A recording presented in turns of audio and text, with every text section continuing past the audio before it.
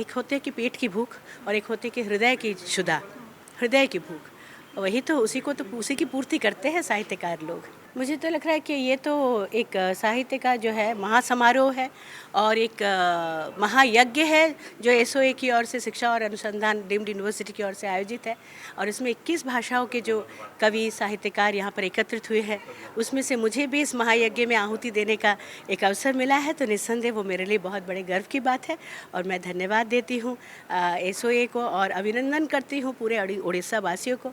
और धन्यवाद करती हूँ मैं एसओए की जो अथॉरिटीज़ है, ख़ासकर गायत्री वाला पंडा जी को भी, कि मुझे इस महायज्ञ में शामिल होने का अवसर मिला। और निस्संदेह ये एक ऐसा स्थान है कि जहाँ पर कवियों को, साहित्यकारों को अपने विचारों का आदान प्रदान का मुझे लगता है कि बेहतर जगह है। और जहाँ की एक बात हुई थी कि कवि और साहित्यकार आज के युग में क्या भूमिका निभाते हैं, तो मैं कहती हूँ कि जो एक होते कि पेट की भूख और एक होते कि हृदय की क्षुधा, हृदय की भूख, वही तो उसी की पूर्ति करते हैं साहित्यकार लोग।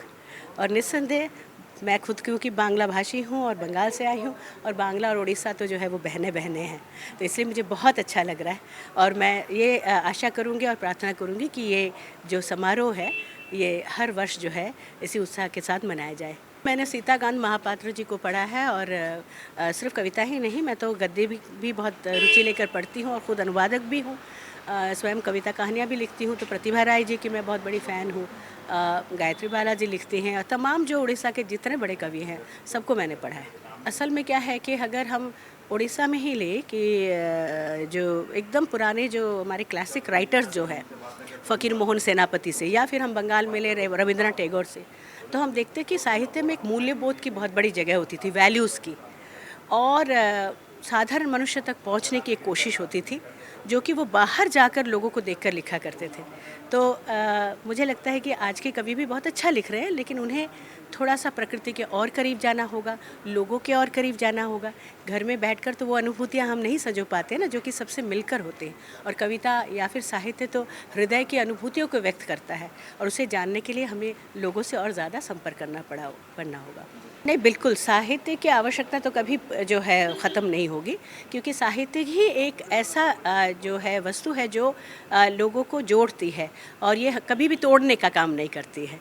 यही एक ऐसा वस्तु है जो कि हृदय से हृदय को जोड़ती है, प्रदेश से प्रदेश को जोड़ती है, देश से देश को जोड़ती है। तो इसलिए इसकी आवश्यकता इसकी तो कभी भी ख़त्म होगी नहीं। और ये एक ब्रिज की तरह है। ख़ासकर मैं एक अनुवादक की भूमिका जब मैं निभाती हूँ तो निस्संदेह मैं तो एक ब्रिज की तरह काम करती हूँ, एक सेतु बंधन का काम करती हूँ। तो मैं तो देखती हूँ कि नहीं, हमेशा जो है पाठकों में वो एक रुचि बनी रहती है। ख़ासकर एक चीज़ मैं कहना चाहूँगी कि हमारे भारतवर्ष में रिसेंटली मैं देखती हूँ कि विदेशी साहित्य के प्रति रुचि बहुत ज़्यादा है। मैं कहती हूँ कि भारतीय साहित्य को जानिए, उसमें और डूबिए और देखिए कि उसमें जो मज़ा है वो बाहर के नहीं।